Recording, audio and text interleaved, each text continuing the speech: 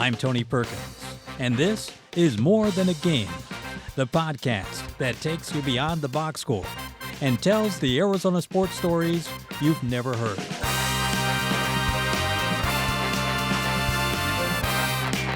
On this episode, we wrap up our series on baseball in the borderlands as we head northward. What makes Southern Arizona baseball so hot? Katia Mendoza takes us an hour north of the border to Tucson, where a local West Side hero continues to pay it forward to his hometown community. By now you've learned how one sport can transcend generations, city limits, and borders. Like my dad said, El Rey de los Deportes is just in our blood. Last week, Louis Varela mentioned something about wanting to transfer to Emporia State University. The Midwestern school is over 1,100 miles away from the Grand Canyon State. As it turns out, a family friend went there and was on the 1978 National Association of Intercollegiate Athletics baseball championship winning team. That year, 6 players and the head coach were from Tucson, and among those 6 was Fred Riesgo. Fred refers to himself as Hispanic, whereas throughout the entirety of this project, you've heard me say Latino. In this episode, it is used interchangeably as different generations have preferences on how they identify. Born and raised in Tucson, Fred grew up on the West Side, which he says used to be predominantly Hispanic. He attended what used to be Menlo Park Elementary and later Ross Scrooge Middle School. Fred says his dad taught him how to play baseball, that back then there was no such thing as t-ball. He remembers playing with the neighborhood kids, something he calls a different animal. If a wooden bat broke, we would get little nails and fix the crack with nails and tape, and we would continue to use it. So it was just kind of a neighborhood thing, where we just kind of shared everything. It was a situation where you could get outside and play and play and play and play. And youth baseball looked a little different back then. Because what we would do is we would play Little League, and then you would play Pony League, and it was always the part of town that you were in. So those are the kids that you grew up with. You weren't mingling with all the other kids. And then the only time that kind of happened was when you got to American Legion. They would pair 2 or 3 high schools together. When it was time for him to go to high school, Cholla High School had just opened up its doors. And I always thought that I was going to end up at Tucson High.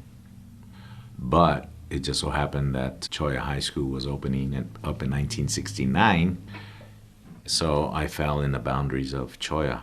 My class of 1973 was the first one to go through it 4 years. Like many of the other voices that we've heard from, Fred was also a multi-sport athlete and played basketball as well as baseball. But he calls baseball his first love. During his sophomore year of high school, he was moved up to the varsity team to play shortstop. My junior year, my coach then called me into his office and said, "You're a catcher now," so I caught. I didn't like it at first, but then I kind of enjoyed it because I was kind of in control of the pitcher and what was going on in the field. And I used to try to control the umpire too. The new high school was ranked at a lower division with the exception of Fred's senior year, when they moved up because of growing enrollment. He went on to play college ball and started at Central Arizona College. I wasn't going to play ball anymore. I was just going to go to school. I don't know what I was thinking at the time, but I had a friend that was at Central, and he called me and he goes, "Hey, they need another catcher here at Central. The coach would like for you to come out and try out." So I said, okay. So I went there I drove up there one day tryout. He gave me a scholarship on the spot. Things didn't work out as planned for Fred at Central, and he ended up playing golf. He moved back to Tucson, and shortly after, Coach Rich Alday gave him a call. He says, "Look, I don't need a catcher, but I need a third baseman." I said, "Well, I can play the infield." So that's when I transitioned in college to play third base. But it just so happened that when I was playing for him at Pima, the coach at Emporia, his name is Dave Bingham, was also from Tucson. And it just so happened that Rich Alday and Dave Bingham went to Emporia at the same time and played college baseball there. After a year or so, Fred transferred to Emporia State University. When I went there, I was basically one of 2 Hispanics there. And the other one was from Tucson as well. That was an interesting transition. A Hispanic Latino population in Emporia was actually larger than I anticipated, but it was lifestyle transition to the max. It was a great ride. We were national champions in 1978. So there was a pipeline. We were called the Arizona Pipeline. While Alday and Bingham were the first to pave the way, Fred listed off a few players who made up the second wave before his turn. And over a period of time, over the next probably 15, 20 years, maybe, there was probably 40 to 50 other ball players from Southern Arizona that went to play there. When we were national champions in 1978, there were 6 of us from Tucson on that ball club. We still have very close ties to that school. Before the pandemic, Fred and other alumni from Emporia State would get together and run a golf tournament to raise money for the school's baseball program. Dave Bingham, originally from Tucson, has moved back. And Rich Alday passed away a year or two ago. So we established a scholarship kind of foundation in his name at Emporia. So we are now raising money to send 1 to 2 ball players from Southern Arizona. It's strictly for Southern Arizona. And give them a scholarship to go to school there and play baseball. So there's a history there. The legendary coach Rich Alday is a Pima County Sports Hall of Fame inductee. He was an All-City, All-State quarterback on the 1965 state championship team at Tucson High, and would go on to play baseball at Emporia State, where he was named All-City, All-State catcher during the 1969-1970 season. The old baseball catcher built the baseball program at Pima Community College and would also participate on the coaching staff for the 1988 Olympic baseball team. Some coaches are just built different. So when I moved back to Tucson, I started playing semi-pro ball here in town. He played until he was in his mid-50s.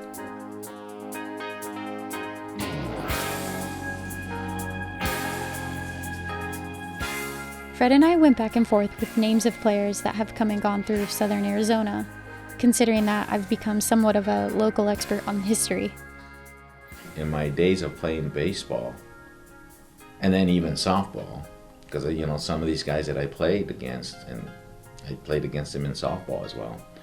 And I think it's just the fact that it was part of growing up here in town and playing baseball and really competing against a lot of good Hispanic, Latino ball players. And it's kind of a unique group, I think, because it's a matter of mutual respect for everything that we kind of went through and who these ball players were.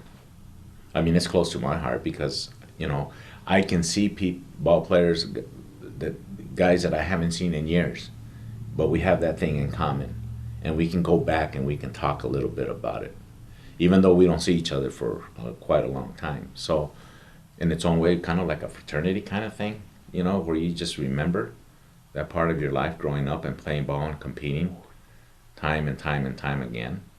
That's what Gil Heredia said, remember? A fraternity or brotherhood of ball players. One of my best friends that I met when we were playing, it was called Ty Cobb League in those days, and I think it was like for 14 and 15-year-olds. I first met this guy. His name was Jeff Stanley, and he went to Flowing Wells High School. He and I played against each other in Ty Cobb, but then when we were in high school playing Legion, they paired up Choya with Flowing Wells. Fast forward a few years later, the two would go their separate ways and reconnect at Emporia and bring home a national championship. I can honestly say I have friends that I've known for 55 plus years that I still associate with. And it's because of baseball. And you know what? All those kids at Nogales that have gone through that whole system together, they're going to be connected for the rest of their lives. And baseball does that, I believe. Fred and I talked about the Nogales program quite a bit. I told him how I found it interesting how Coach O.J. Favela called himself the last step in the player's success, and how trust and friendship is something you don't coach. He says that you just have to come together as a ball club. It was more apparent to me when I was at Emporia. We didn't have the best team in the country, but there were a couple of triggers for us where our back was up against the wall in terms of going on and qualifying for the national tournament and stuff. I remember us getting together because I was co-captain, and we met in my room where we were staying, and we just had a heart-to-heart, the whole group, we had to win 2 games the next day. And I think that was our turning point, because we came together as such a group and trusted each other and just believed in each other so much. You know, you're talking about 20-some guys, 21, 22 guys together. So we go to, and we qualify, we win the area tournament, we go to the national tournament. In the national tournament, we lost our very first game. And we had another meeting. And we then came back and won 5 in a row to win the national championship. And I think that speaks to who we really were as a group. A national championship winner who played semi-pro for quite some time. I asked Fred how he looked back on his long baseball career. That was one hell of a ride for me. Considering everything that, my ride to get to Emporia was pretty crazy. You know, go to the U of A, go to Central, play golf at Central instead of baseball, come back to Pima, and then Pima over there, and then end up being a national champion. It was, to me, it was a pretty good ride. I enjoyed every minute of it, from the day I started playing baseball at Choya. He was right. 6 baseball players from Tucson, Arizona went on to become NAIA champs. These days, Fred continues to give back to the community that raised him. This past June, he and other Emporia State alumni held a fundraiser called the Cactus Connection. This year, they raised $28,000 for the All-Day Scholarship Fund, in Coach Rich All-Day's name.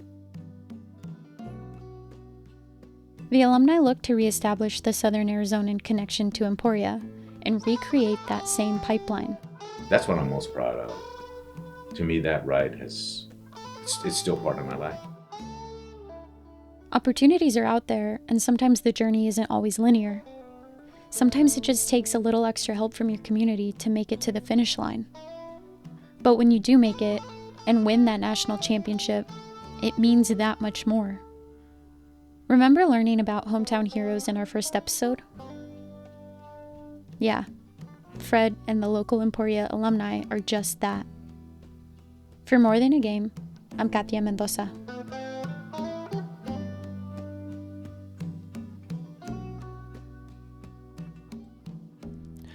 All right, joining us now is Katia Mendoza, and we're talking about the series on Nogales and baseball and family ties, a really fantastic series of stories that you told us. Thank you for doing those. Welcome to this part of the podcast. Yeah, thanks for having me.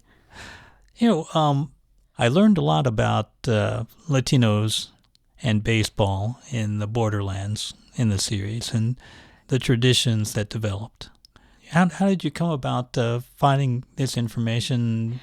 Well, my dad has always been a huge baseball guy. I knew he played baseball growing up, and I always had sports on in the background, even, family events. My uncle and my cousin, who I talk about in the show, they're always watching something. So that's always been a constant. And last year, I think it was, a recent Nogales High School grad, he got picked up by the Arizona Diamondbacks. So I thought that was really neat. He got a really nice check. But you have this 18-year-old going to the pros, right? So, that's a big deal in and of itself. And so I interviewed him, and I was talking about him to my dad, and he was sharing a little bit of the history of Nogales and baseball, and he told me to reach out to my uncle, which I did because my cousin used to play for the team. And so it kind of just snowballed from there. Like I said, I always had that family tie, but I wanted to know more, and I wanted to dig deeper because there was so much history there, so much tradition, championships, so many student athletes who got picked up to either play at a junior college or D1 or professionally. And I think that's something that should be celebrated. Yeah, and so many different characters. And one that stood out to me was Viejo, the baseball coach. He sounded like a larger-than-life guy. Yeah, so that was such a neat surprise. My dad, he had always told me how he had just missed having him as a coach because he had suffered some health problems right as my dad got to his senior year and made the varsity baseball team. Originally, my plan was that he was just going to be a little quick mention just because he's a part of the history. Turns out he established the foundation for what it is today. And so I started digging a little deeper. Turns out he was raised in Tucson, went to Tucson High, played sports there, went to play at the U of A. My dad had no idea about any of this. And then I'm looking through old Daily Star archives, and I find that he served in World War II, and I'm such a World War II geek, I guess. And because they used to write everything right in the paper, like about people's personal lives and all that stuff. But I found that he had served in the South Pacific, was a Silver Star recipient, and a Purple Heart recipient. So at that point, I was just like, I need to find any family to talk to them about this guy. I ended up meeting his daughter, and I consider her my friend now. Like, she was just so knowledgeable and just had so much to share, and I just found out so much about this person, and he was amazing. And I learned a lot about Nogales and Douglas. These are two small border towns with big hearts and quite a rivalry between the two. Yeah, definitely. So my last episode that I worked on, I got to speak with a few players who played in the 1981 championship game. And that's pretty cool because you don't get to do that, I don't know how many years later, right? And so Nogales ended up winning and beating Douglas. But my connection to Douglas as well is that my best friend from elementary school, her family's from Douglas. So we always sort of had those similarities in upbringings, which is why I think we're so close. But I thought it was really cool getting to learn more about a different border town and the family ties and traditions across the way, like a couple of hours outside of Nogales, you know? Where does the rivalry stand now between those two cities? The rivalry has changed, and I think we've seen how a shift in industry and how shrinking populations kind of affect even high school competition or high school rivalries, right? Because you don't see as big of a student body as we may have seen in the 80s and 90s in either Nogales or Douglas. Now, this wraps up part one of our season one of our podcast. What's coming up in season number 2? So I actually have a story left over from all of the research and interviews that I did, and he's a pretty special guy. So we're either going to do a little teaser or a sneak preview of season 2 or just save it to kick off season 2. All right. Thanks a lot. Katya Mendoza, great contributions to More Than a Game. Thank you, Tony. And that's it for this episode of More Than a Game. We're done with season 1, but we'll be bringing you more great sports stories from Arizona in the near future. The show is produced and mixed by Zach Ziegler. Our news director is Christopher Conover. Our logo was designed by A.C. Swedberg. Thanks to our marketing team for their help in launching this podcast. This show is part of the AZPM broadcast family. You can find all of our podcasts, news, and video productions at azpm.org. I'm Tony Perkins. See you next time.